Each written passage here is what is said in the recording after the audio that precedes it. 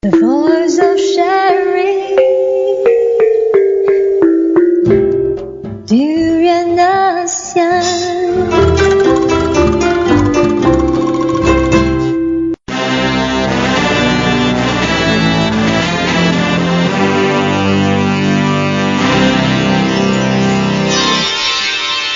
ASEAN Dailies. First and the foremost news from Southeast Asia. Hello and welcome to Durian ASEAN. This is Gowri. And this is Grace. And you are with us on our ASEAN Daily, where we bring you news from all over Southeast Asia. And of course, you can tune in to Durian ASEAN at www.durianasean.com every day. And we have fresh new programs for you every Monday to Friday, 8 to 10 a.m. And of course, today is a Friday and the weekends are near and everyone must be excited. Are you excited, Grace? Because it's a Friday. That's right. You don't sound too energetic about Friday, though. I am okay, Gowri. And luckily we are behind the camera, so nobody can see. You seem pretty tired as well. Yeah, but it's alright. It's Friday and I can't wait for Saturday and Sunday. So let's do our news today. Right, let's get on with this. So the first news that we have is about DAP and MACC. And what's interesting about these two parties or organizations is that they sort of used to be arch enemies because MACC is of course a body set up to fight corruption in Malaysia, but because of certain controversial cases that they had, most notably the Teo Beng Hawk case, they were not really liked not only by DAP but by a lot of Malaysians as well. A lot of people started questioning how credible they are. Are they really investigating corruption, or are they just under the government and not really doing their job? But in light of what happened with the 1MDB, DAP has actually joined hands with MACC in this controversy to work together. Well, I don't know how to say when it comes to collaboration from one party to the other, and hope that, well, according to Lim, he said that this situation of police harassing MSCC must stop, and he expressed that during the press conference, and also not a single lawmaker from the ruling Disparate National was present at the gathering, and this one is another political sort of movement from the other party. But however, between DAP and MSCC, when it comes to 1MDB controversy, perhaps it is a sort of positive move that they were expecting from these two parties, because so far the core parliament or core party from Malaysia has not shown anything when it comes to MDB transparency. Right. I mean, although MACC is not really a party, it's more of a corruption agency. But it's interesting to see that in light of what has happened, people are just forgetting their differences and coming together to either collaborate, to fight together. While we had a demonstration at Sogo last Saturday that happened. And even this Saturday, there will be a gathering at Pasar Seni for press freedom. And it's great to see that everyone is just putting their differences aside, coming together in solidarity, in support for one another. And in this case, of course, we have DAP and MACC, which is quite an unlikely partnership. But it seems that what's important here is that we push whatever investigation body that we still have, that we can still rely on to go on with the investigation and to push for some results. Because so far, like you said, we haven't really heard much from the government itself. And of course, we are talking about Mr. Lim Kit Siang here, who said that he reminded the government agencies to stop going after each other and to focus on doing their jobs instead, without fear and favor. And we should also not carry out activities as if suspecting each other as traitors. MACC should be allowed to carry out their anti-corruption duty, and that's I couldn't agree more with Mr. Lim Kit Siang and Mat Sabu as well from the opposition party. Actually urged our Prime Minister Najib to take a leave of absence because of the events which has transpired, and he said that whatever that our Prime Minister has done has shaped a very negative perception about his administration and authorities, and he should just take a break for a while, think about things and come back. So we have that one going on, and let's see if DAP backing up MACC could actually produce some reliable results. And moving on to Myanmar, it's a little update about the floods that's happening there. It seems that they are fighting floods with sandbags and hope, and they haven't really been receiving much help, although there has been pleas from a lot for financial aid from a lot of countries. Yeah, for sure. And in Myanmar, did sort of like asking for helping hands from the other nations. But at the moment, still all these people who are affected by the floods, now they are really at the situation they really need to do something by themselves first. So this flood from the heavy monsoon season have cut through the of the South and the Southeast Asia in recent weeks. Not only Myanmar, but when it comes to India, they were also affected, and a few other countries in Southeast Asia. And apparently that these 12 of the Myanmar's 14 regions have been struck, and also 74 people have been killed, and more than perhaps 330,000 people were affected. So they were quite forced into these monasteries and also other makeshift shelters after their home were sort of like damaged. But at the same time, still, they have not received sort of the full helping hands or aids when it comes to floods. So now the people who are affected, they are fighting back, and then Myanmar's main major rice-growing area is definitely damaged by these floods. It's very interesting that they're actually using rice bags to fight the floods. I mean, that's how desperate they've become. As well. And like you were saying, there's been a lot of pleas for financial aid, and it's become so bad that even their opposition leader Aung San Suu Kyi has actually posted a video message on her Facebook page looking for pleading for help from other countries. But she also warned the dangers of the disaster. Being a politician, she said that this could be used as a reason for just upsetting the election, because we do know that they're supposed to have an election in November. Exactly. And she's just hoping that people will not get too distracted by what's going on in the country at the moment, and also focus on moving forward and going through with the whole reform process for a democratic country. This will be the test, ironically, this flood happened, in line, with the coming election, and then perhaps it is a test for the true leadership here, and who's gonna step up and to really help out all these people. Certainly, and the same thing in Malaysia as well. Of course, we have the 1MDB issue, and in light of the MH370, when people found this one particular part of the plane, and as much as everyone was happy about it, saying that, oh, that's great, the families can finally get a closure, and of course it is a great thing for the family that they finally know what happened. But at the same time, a lot of people are reminding us Malaysians to not take our eyes off the elephant in the room, which is 1MDB as well.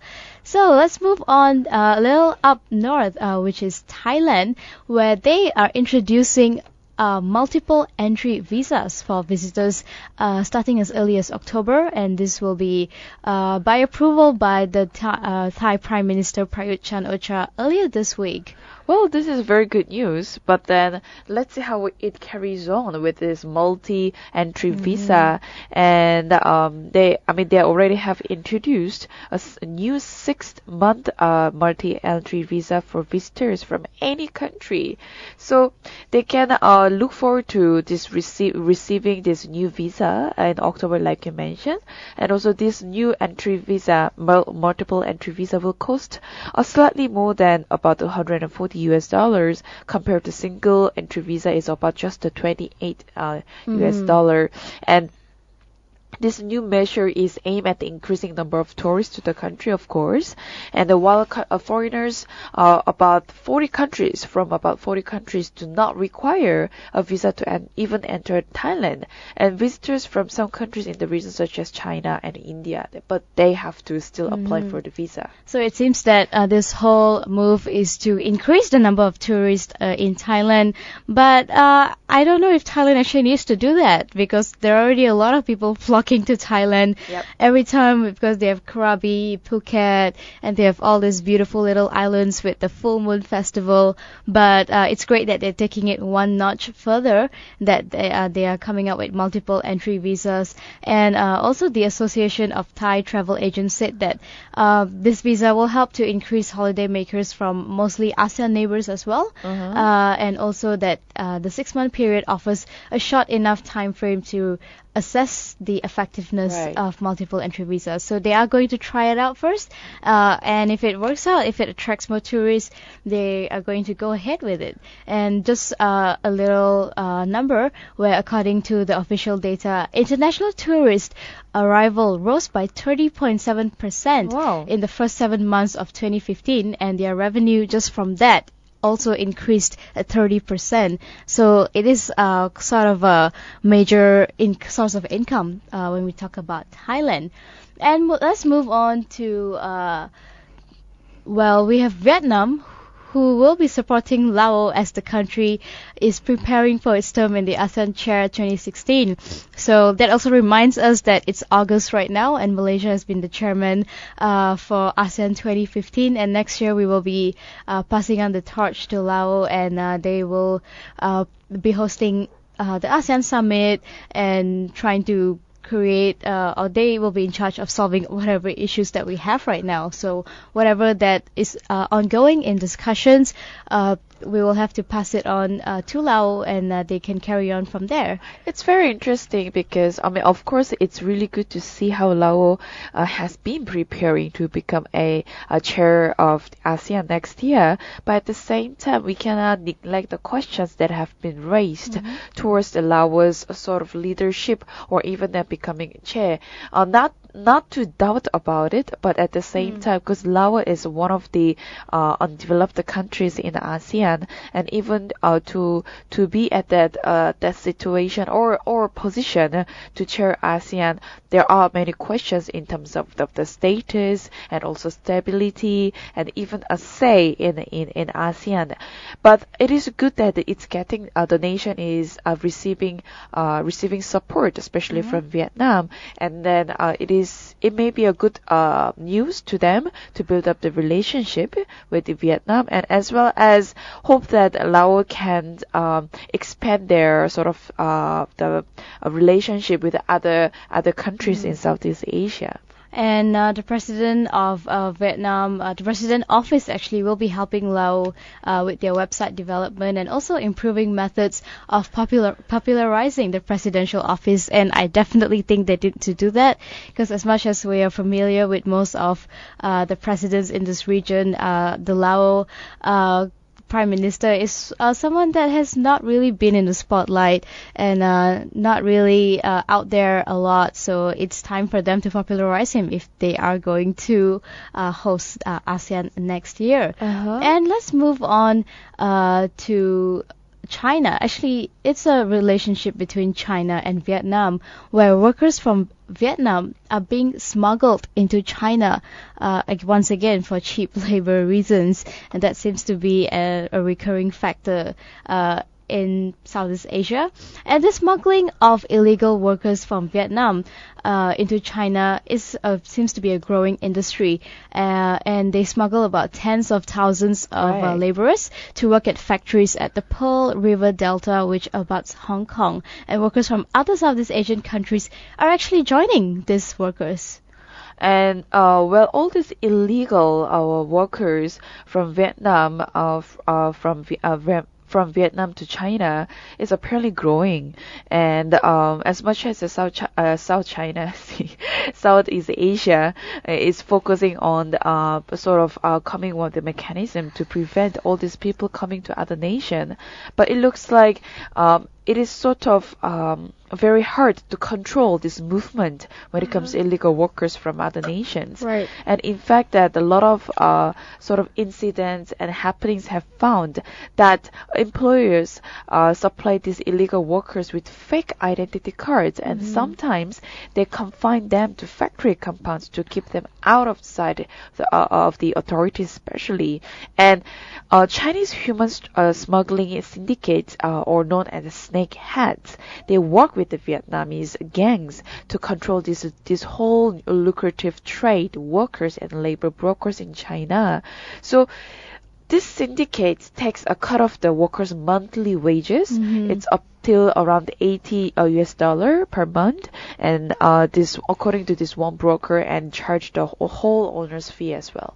Right. And what's interesting about this is, of course, we're all up for free movement of labor. We are trying to achieve an integrated ASEAN community. And although China's not really in ASEAN, but we do have a good relationship between ASEAN and China, and we're trading partners as well. But we want to do it the right way, because what's happening right now is they are being illegally smuggled into China. I mean, if these people want to go work in China, go ahead. That's a great thing, exchanging labors between countries.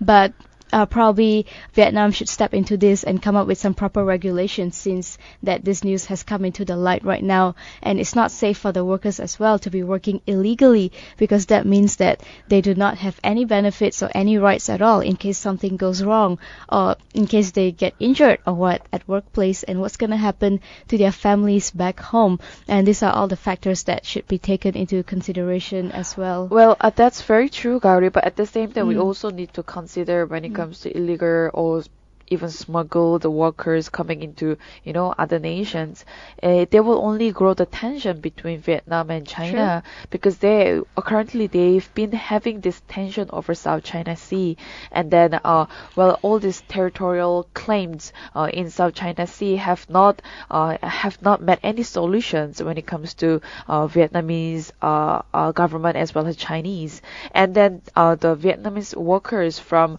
heading across the border to enter China, it will only increase not only the tension, but perhaps the conflict between the Vietnam and the China also. And I'm glad that you also mentioned the South China Sea, because that brings us to our next news, where we have the U.S. Secretary of State John Kerry, who on Thursday accused China of restricting navigation and overflights in the South China Sea, although China has apparently given assurances that such movements will not happen, and whatever that they're doing right now, their efforts will not be impeded. But they are not really walking the talk, it seems. All right. Well, this freedom of navigation and overflight are among the essential pillars of international maritime law, and at the same time, despite these assurances that these freedoms would be respected, they also have seen the warnings issued and the restrictions attempt in the recent month. So Kerry said, let me be clear, the United States will not accept this restriction on freedom of navigation and also overflight or other lawful uses of the sea, because China has been very forceful and aggressive, even building their own fake buildings just to mark their territory. But however, another huge nation, which is USA, will not accept or allow to have this happen again. And there was no immediate reaction from the Chinese as well to Kerry's criticism, some of his strongest yet over the issue. So I'm happy that the US is speaking up, just being very forward with China, saying we will not accept any of this bullshit. Probably in ASEAN it's a little different, because we're trying to be friends, we're brothers and sisters, but when it comes to the US, they're just like, no, if you are not going to respect us, you are going to pay the consequences. Right. So with that, of course, we also have a video that we have released regarding the South China Sea issue. So if you want to learn more, find out what's the recent update, you can watch it on our Facebook page, and also find it on YouTube. And with that, we are going to take a quick break. When we come back, we will move on to the business part of Southeast Asia.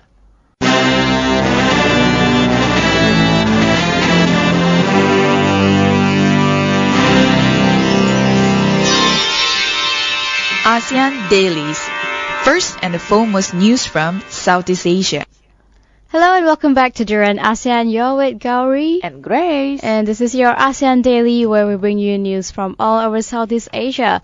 And now let's move on to the business and economy side of Southeast Asia. Sure. And speaking of economies, we have China's confidence in ASEAN economies, which turns out to be a winning bet. So it seems that although we have a lot of tension between the two countries or the two entities, China actually still has a very positive impression of ASEAN and how we're doing economically. Well, I guess when it comes to business part, China is very well-known businessman. You're gonna say Chinese, you're being racist. But yeah. So that's when they still see potential when it comes to Southeast Asia, and of course with the 600 million populations, the potential there it's really hard to neglect. And at the same time, with all this preparation for President Xi Jinping's September visit to Washington, D.C., all the officials in the both countries are playing down their differences over China's outside the territorial claims in South China Sea, which is we just talked about it. And then no matter what issues is going on when it comes to Southeast Asia's sort of economical growth, and also with the strategic partner with China. Well, there are still a lot of rooms that we can, improve and also build a more relationship with them. And what the Chinese leaders have said is that they are different from the U.S. because they are constantly looking to improve and expand their economic cooperation with ASEAN countries, and that is very, very different from what America is doing or how America is approaching this region. But again, this is coming from Chinese of course, perspective, that's what I'm and saying. then it looks like they're still competing against the sure. US in their own manner. And in only 2 decades, of course, China has become ASEAN's leading economic partner, and that has boosted the economy in the region amazingly. And Chinese leaders are also looking to see how they can still work on the relationship between China and ASEAN, and to see what else they can do, what else we can exchange and offer between the two entities. Right. And looking at trade, since 2000, actually, the bilateral trade between China and countries in ASEAN have also increased from 32 billion to 350 billion, and they are predicting that it could reach 500 billion USD in 2015. That's quite a huge number. For sure. And also, given ASEAN's growing economic importance, and also, of course, we are getting attention from everywhere right now, whether it's the US or Europe or Australia, India, and they have they are all trying to come into ASEAN and see how we can also contribute to them. So it only makes sense that China wants to do the same as well. And with all those trade agreements such as TTP and with RCEP, we might have a few more. But they hear what's important is, like you mentioned, Gowri, ASEAN is growing when it comes to economic importance, and perhaps all this implication and implementation of this trade agreement is also very important, because it also tells you where you stand when it comes to trade agreement, which part of this particular business sector are you emphasizing more. And then the financial flows that support the construction of the factories, offices, warehouses, mines, and farms, they are equally striking apparently. So we are talking about the Chinese commitment is China's commitment here as well, and they are looking at to build up more relationship, like I mentioned, as well as to deepening this economic ties with Asia and even beyond. They cannot ignore. And also, we shortly mentioned about how much the amount of money that they want to spend on the ASEAN, and then also we also have this sort of plan going on to One Belt, One Road, all these initiatives that came from China. So a lot of things are going on, and we're talking about the Silk Road connecting China to Southeast Asia, and also Indian Ocean, Middle East, and eventually to Europe. So if that builds up, it's gonna change the transportation, and it's gonna improve a lot more. For sure. And before we wrap up this news, China has said that it also has its setbacks. They're not saying that they are perfect. They have some cancelled railway projects, hydroelectric projects, but they do have a very clear vision of where they're going, and they can help ASEAN as well to achieve our long-term economic goals. That seems like a very positive and also a bit of a self-praise from China there. But I think China is capable of delivering that, so I'll see how that turns out. And moving on to Singapore, we have their miracle economy wrestling with immigration. In Jubilee year, of course, they will be celebrating their 50th independence this year. And in 5 years, Singaporeans retiring will exceed those starting work. And by 2025, this population could contract. And the issue with this is that the outcome of the problem, the hiring gets tougher, firms move out, and Singapore's miracle economy have a lustrous future. So they are predicting quite not a very bright future for Singapore's economy in this case. For sure. At the moment, Singapore's economy is slowly going down, and the people are worried because to live in Singapore is very expensive, and that's the simplest term that we can say here.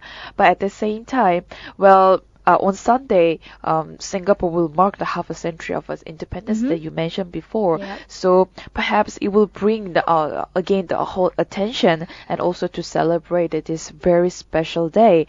But when it comes to restrictions on the foreign workers, it looks like it has worsened. Compared to past few years, and then we are talking about the manufacturing, services, and the construction sectors especially. And then they're in a country they are more known for these business-friendly policies.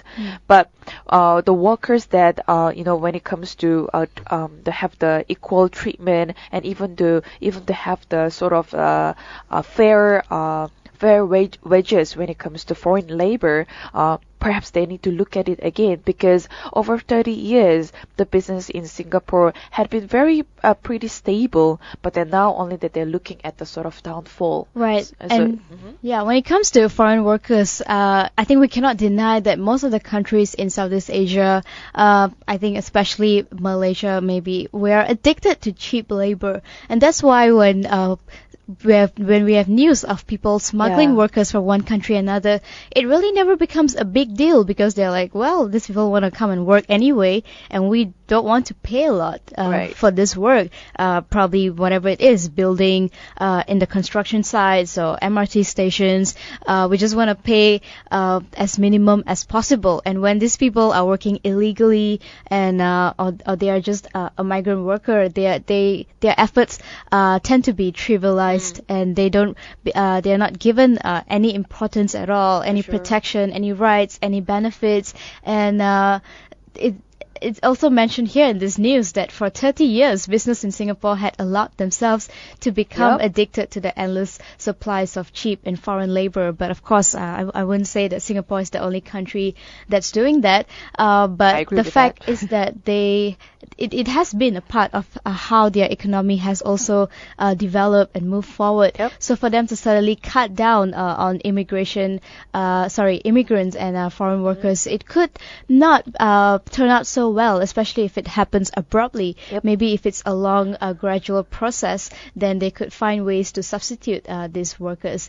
And Prime Minister Lee Hsien Loong has also said that there is no easy way when it comes to handling these foreign workers or migrant workers in the country. There are no easy choice. If we have no foreign workers, the economy suffers. We have a lot of foreign workers, our economy still suffers because of social pressure and other problems as well. For sure. So there's something that Singapore will have to sort out soon as well, especially in light with their 50th Independence Day that will be happening this weekend. Yeah, at the same time, it's good to hear that he's being very realistic when it comes to the growth, and also how they are treated in the country. I'm talking about the foreign workers here, and then there will be some risks that business, instead of increasing investment to raise the productivity, for sure, and also choosing not to invest and not to expand residents' headcount.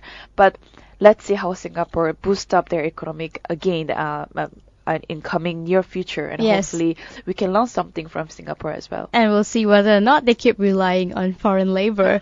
So with that, we'll take another quick break. When we come back, we'll move on to the society, arts and culture side Sure. of Southeast Asia.